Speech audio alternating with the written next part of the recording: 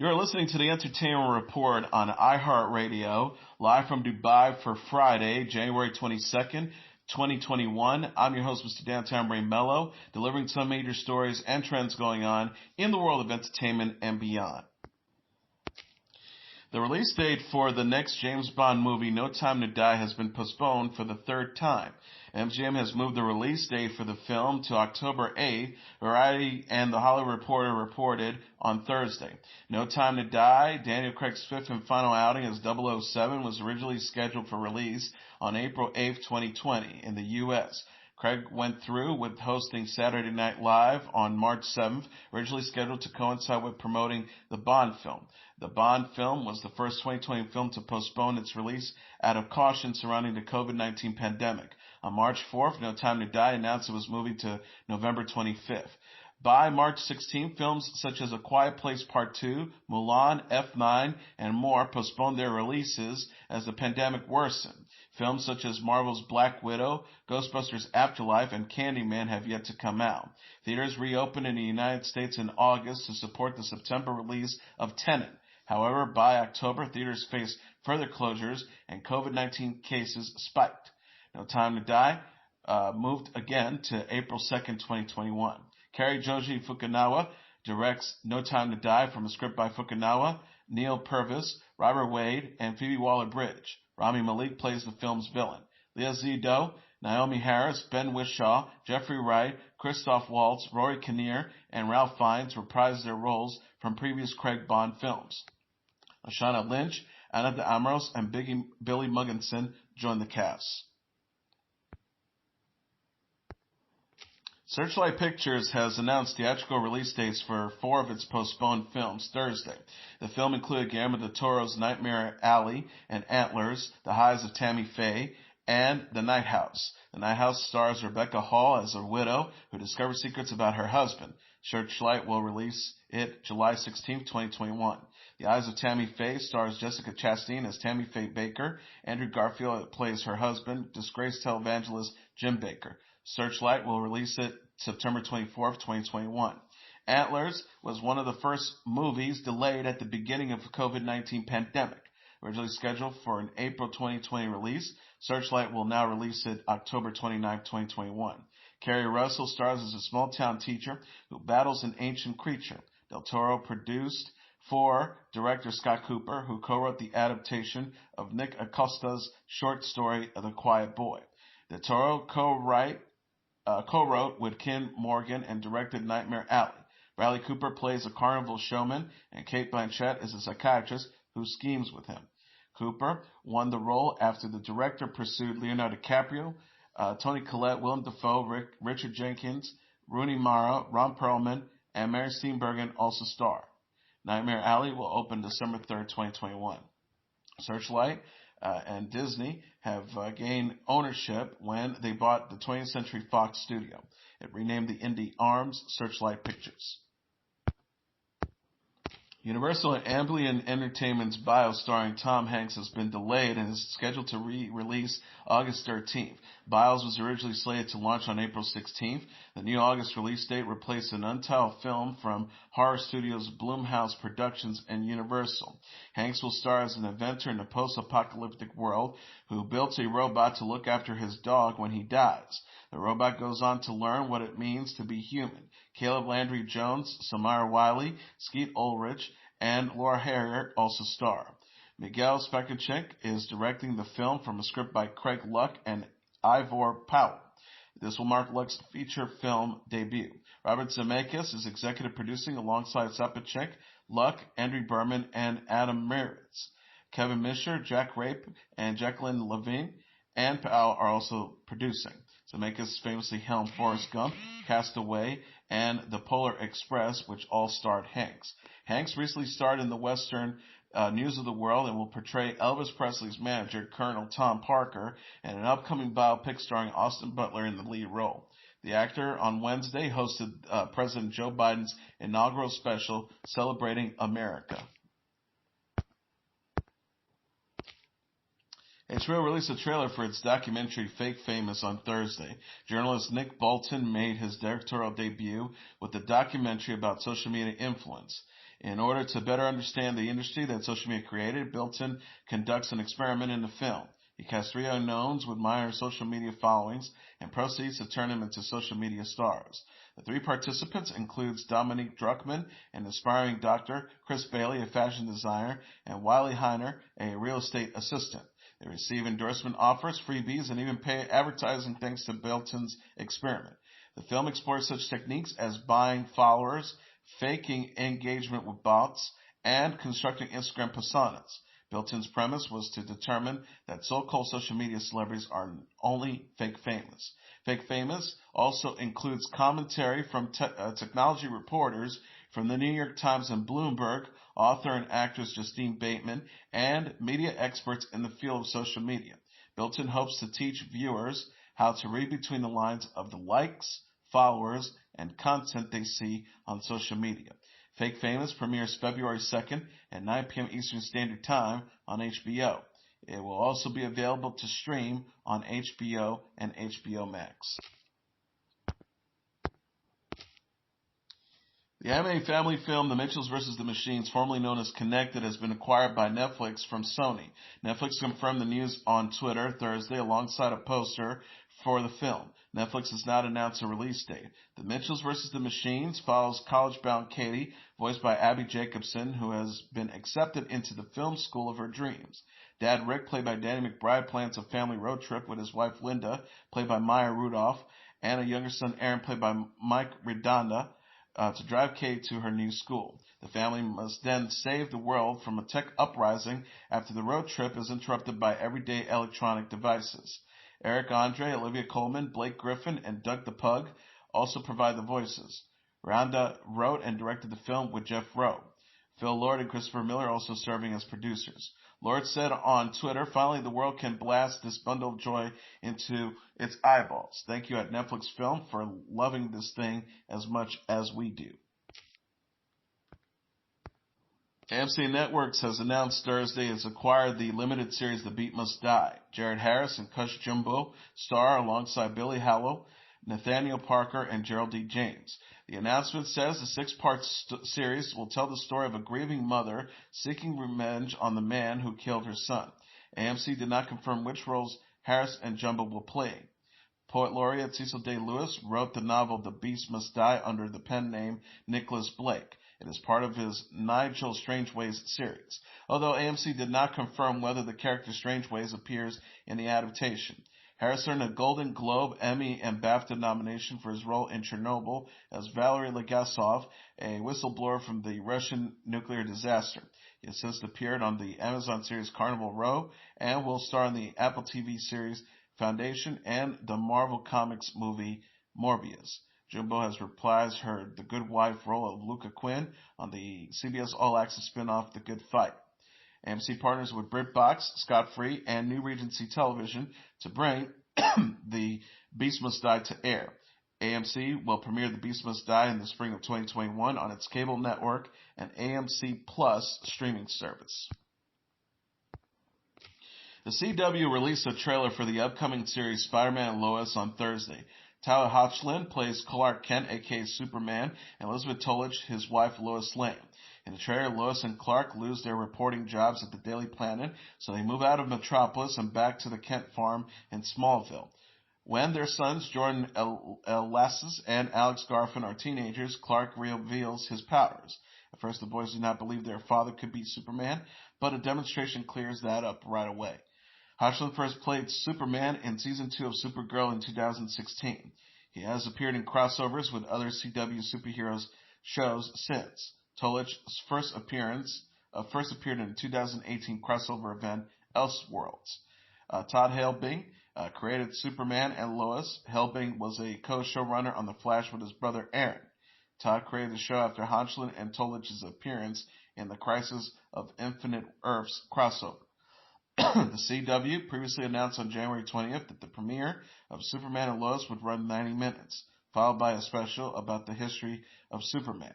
Superman and Lois premieres February 23rd at 8 p.m. Eastern Standard Time on the CW.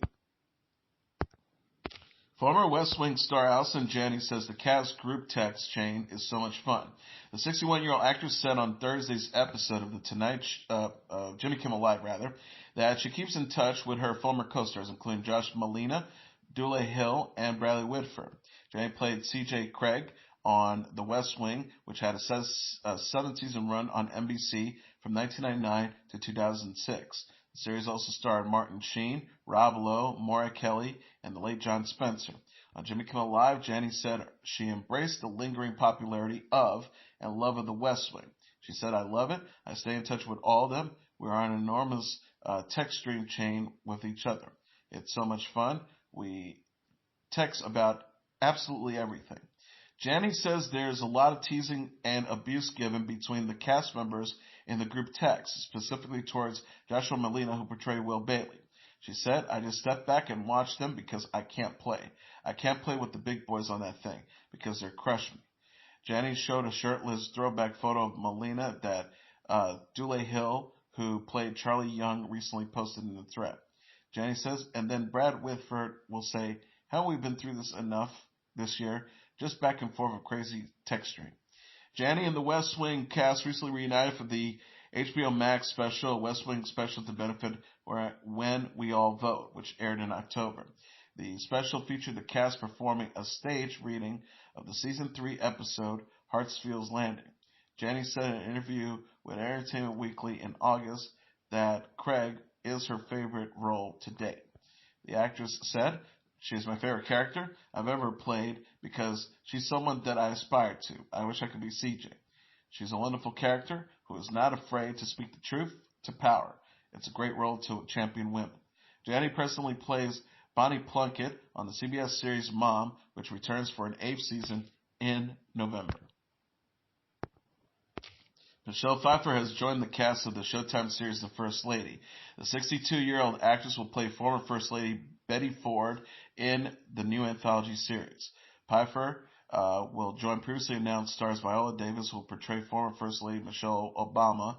Showtime confirmed Pfeiffer's casting in a tweet Thursday. The post reads, "Our leading ladies are as First Ladies. We can't wait to see Michelle Pfeiffer as Betty Ford and Viola Davis as Michelle Obama." The First Lady is written by Aaron Cooley with Suzanne Bier as director. The series is co-produced by Showtime with Lionsgate TV, with Cooley, Bier, and Davis as executive producers. The First Lady is told from the perspective of the women of the White House. The first season will focus on Ford, Obama, and Eleanor Roosevelt, but who has yet to be cast.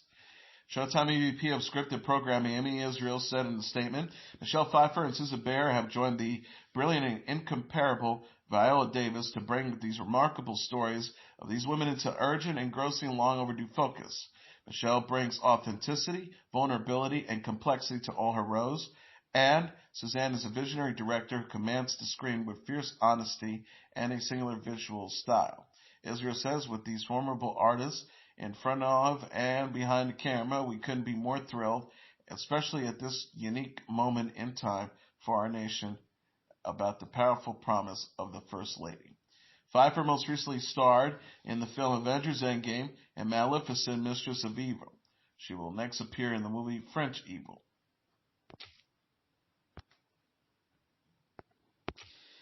The Office of the Quiet Place actor John Krasinski is scheduled to guest host the January 30th edition of NBC Saturday Night Live. Machine Gun Kelly will provide the musical entertainment for the evening. The episode will be the first sketch comedy show of 2021, as well as the first since President Joe Biden's inauguration and former President Donald Trump's departure from the White House. NBC also announced Friday that Schitt's Creek creator and star Dan Levy will headline the February 6th episode, when Phoebe Bridgers will be the musical guest. One Night in Miami director and Watchmen star Regina King will guest host SNL on February 13th, and Nathaniel Rateliff will be the music act. NBC News announced the retirement of Tom Brokaw on Friday after 55 years with the network. The 80-year-old anchor said in a statement that he trusts the new generation of NBC News to cover current events. He said, the statement reads, "During one of the most complex and consequential eras in American history, a new generation of NBC News journalists, producers, and technicians is providing America with timely, insightful, and critical, important information 24/7. I could not be more proud of them. Brokaw began his NBC career in the Los Angeles Bureau in 1966. He was the White House correspondent from 1972 to 1976 and hosted Today from 1976 to 1983. Brokaw anchored NBC Nightly News from 1983 to 2004. He recurred as a special correspondent after vacating the anchor's desk. He filled in as a moderator of Meet the Press when Tim Russ had died. This made him the only anchor to host Today, NBC Nightly News, and Meet the Press. Highlights of Brokaw's news career included interviewing Mikhail Gorbachev, covering the fall of the Berlin Wall, and reporting on the Robert F. Kennedy assassination and Watergate. Brokaw won Peabody, DuPont, Emmy, and Edward R. Murrow Awards for his broadcasts. In 2014, he was awarded the Presidential Medal of Freedom for his 2000 book, The Greatest Generation, a book about World War II. The anchor joined Twitter in 2009 and has 311,000 followers, whom he updates with commentary on real-time events. He survived a multiple melanoma cancer scare, reporting in 2014 it went into remission. According to NBC News press release, Brokaw will continue to write books and articles after his retirement from broadcast. Billie Eilish and Rosalia have released a song together for the HBO series Euphoria. Eilish and Rosalia released a single and a music video Thursday for the Spanish and English language song Lo Vas A Olvidar, which translates to Will You Forget It? In the Lo Vas A Olvidar video, Eilish and Rosalia are shown in dramatic lighting as they appear to address an ex asking if they will forget or let it go. Lo Vas A Olvidar will be featured in the special episode of Euphoria titled Part 2 Jules, which centers on character Jules played by Hunter Schafer. HBO Max released a trailer for the episode Tuesday that shows Jules reflect on her bond with Rue, played by Zendaya. HBO released a first special episode titled Trouble Don't Last Always that centered on Rue in December. The two episodes are meant to bridge the gap between Season 1 and Season 2, which was delayed due to the COVID-19 pandemic. Part 2, Jules, will premiere Friday at 9 p.m. Eastern Standard Time on HBO Max before airing Sunday on HBO. Euphoria is created by Sam Levinson and co-stars Jacob Elordi, Alexa Demi, Barbary Ferreira, and Maud Apatow. Eilish released her debut studio album, When We All Fall Asleep, Where Do We Go, in March 2019, while Rosalia released her second album, En Ma Querer, in 2018. The Glastonbury Music Festival has been canceled for 2021. Organizers Michael Eavis and Emily Eavis said in a statement Thursday that the annual British Music Festival won't take place for the second consecutive year due to the COVID-19 pandemic. The father and daughter duo said, with great regret, we must announce that this year's Glastonbury Festival will not take place and that this will be another enforced fallow year for us. In spite of our efforts to move heaven and earth, it has become clear that we simply will not be able to make the festival happen this year. We are so sorry to let you down. The Eavis says ticket holders will have the opportunity to roll over their deposit to 2022 and secure a ticket. The pair says, we thank you for your incredible support and continued support and look forward to better times ahead. Taylor Swift, Paul McCartney, and Diana Ross were scheduled to headline the 2020 festival, which was scheduled to take place in June. The 2020 event marks the festival's 50th anniversary year. The COVID-19 pandemic has impacted entertainment events around the globe. Some events include the Grammy Award, the SAG Awards, and will take place this year with the COVID-19 safety protocol place. Earlier this month, British pop band 1975 canceled the entirety of its 2021 touring schedule due to the concerns about the COVID-19 pandemic.